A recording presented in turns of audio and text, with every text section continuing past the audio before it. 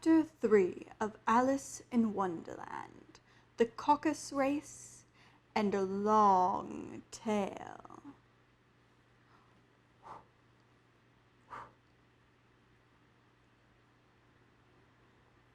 They were indeed a queer-looking party that assembled on the bank.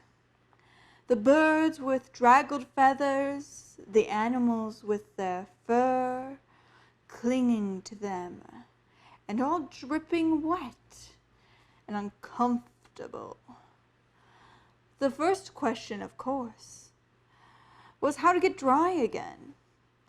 They had a consultation about this, and after a few minutes it seemed quite natural to Alice to find herself talking familiar with them, as if she had known them her whole life.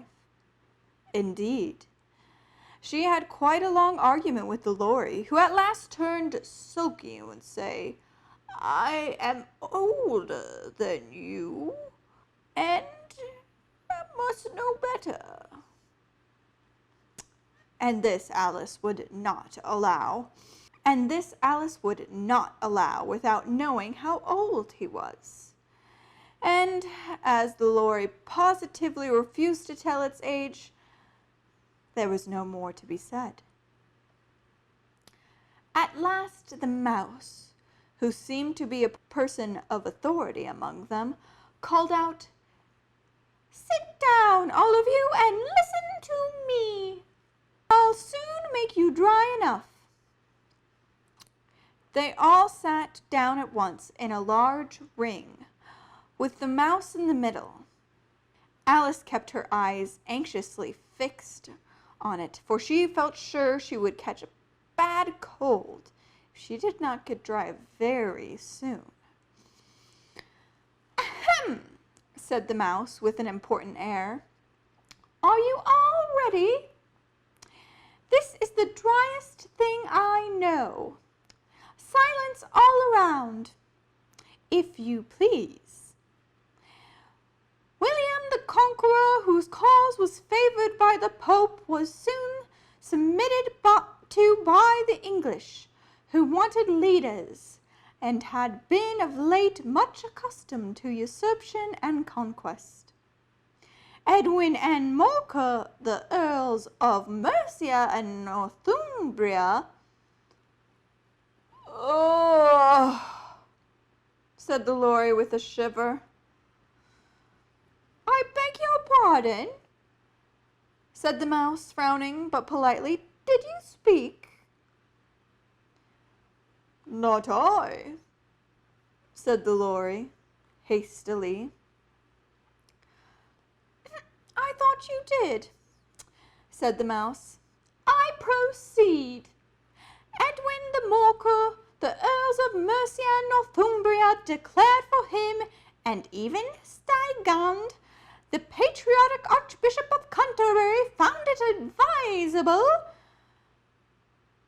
"Found what?" said the duck.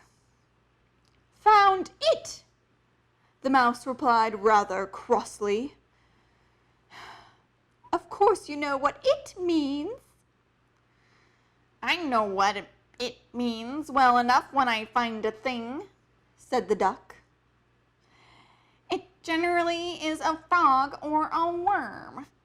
The question is, what did the Archbishop find?" The mouse did not notice this question, but hurriedly went on. "Found it advisable to go with Edgar Atheling to meet with William and offer him the crown.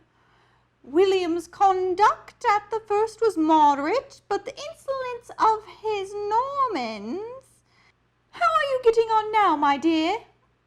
it continued, turning to Alice as it spoke. "As wet as ever," said Alice in a melancholy tone. "It doesn't seem to dry me at all." "In that case," said the dodo, solemnly rising to its feet, "I move that the meeting adjourn for the immediate adoption of a more energetic remedies." "Speak English," said the eaglet. I don't know the meaning of half of those long words, and what's more, I don't believe you either.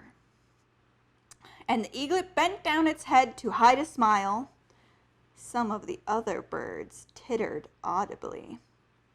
"What I was going to say," said the dodo, in an offended tone, "was that the best thing to get us dry would be a caucus race." "What is a caucus race?" said Alice.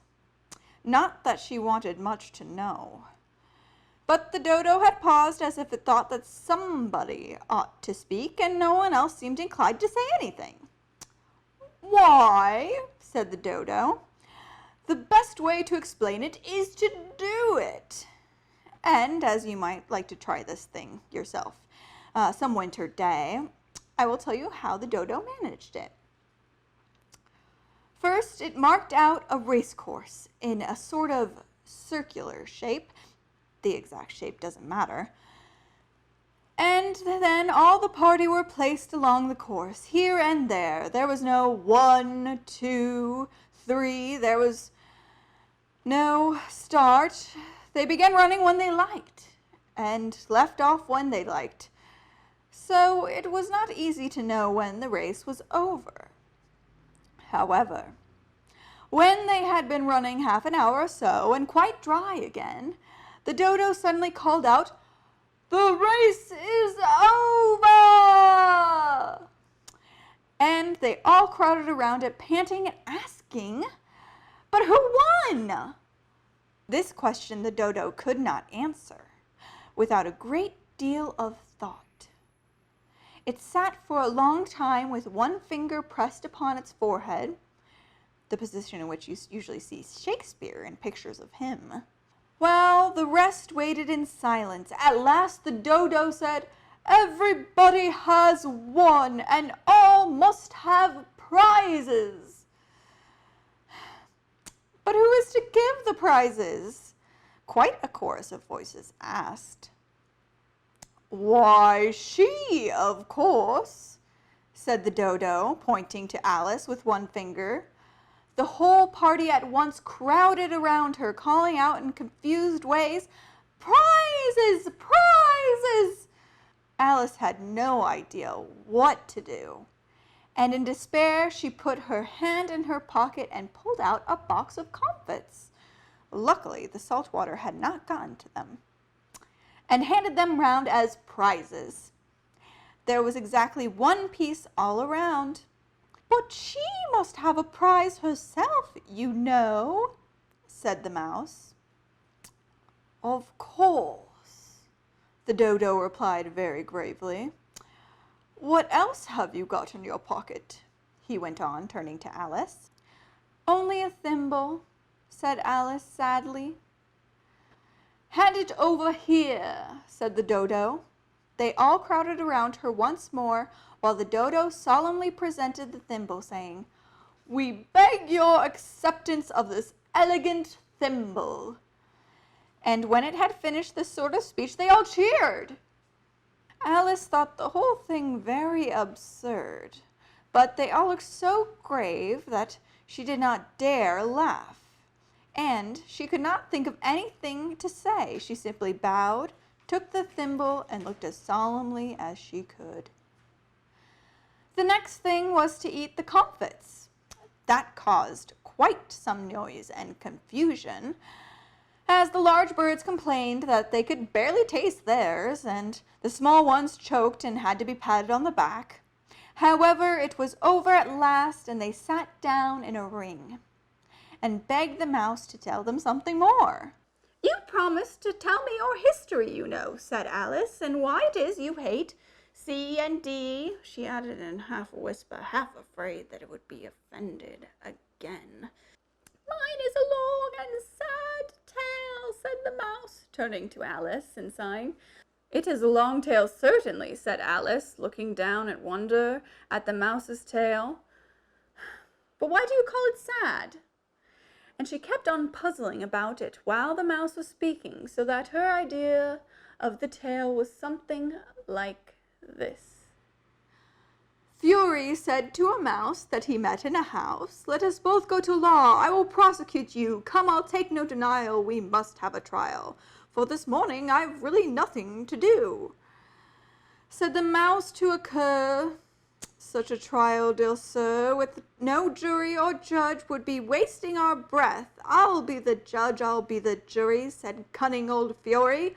"I'll try the whole cause and condemn you to death."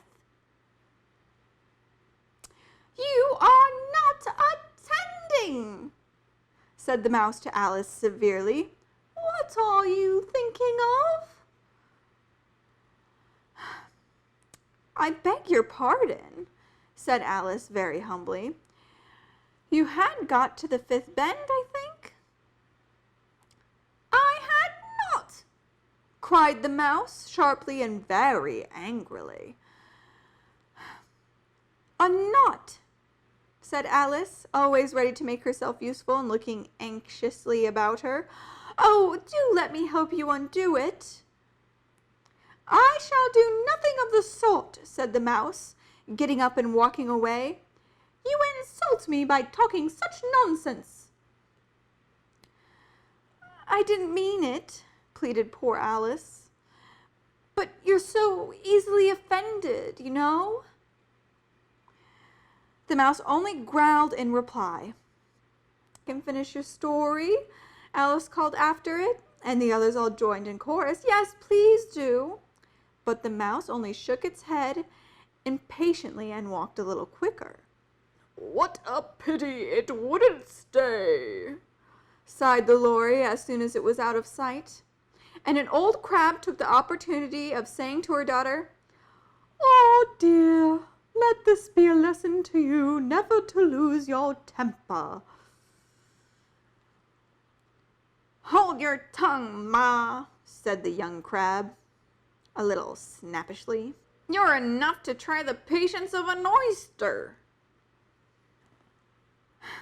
"I wish I had our Dinah here. I know I do," said Alice aloud, addressing nobody in particular. "She'd soon fetch it back." "And who is Dinah, if I may venture to ask the question?" asked the lorry. Alice replied eagerly, for she was always ready to talk about her pet. "Dinah's our cat, and she's such a capital one for catching mice you can't think. And oh, I wish you could see her after the birds. Why, she'll eat a little bird as soon as you look at it." This speech caused a remarkable sensation among the party. Some of the birds hurried off at once. Old Magpie began wrapping itself up very carefully, remarking, I really must be getting home. The night air doesn't suit my throat." And a canary called out in a trembling voice to his children, "Come away, my dears, it's time, we're all in bed." On various pretexts, they all moved off, and Alice was soon left alone. "I wish I hadn't mentioned Dinah," she said to herself in a melancholy tone. "Nobody seems to like her down here. And I'm sure she's the best cat in the world. Oh, my dear Dinah, I wonder if I ever shall see you any more." And here poor Alice began to cry again, for she felt very lonely and low-spirited.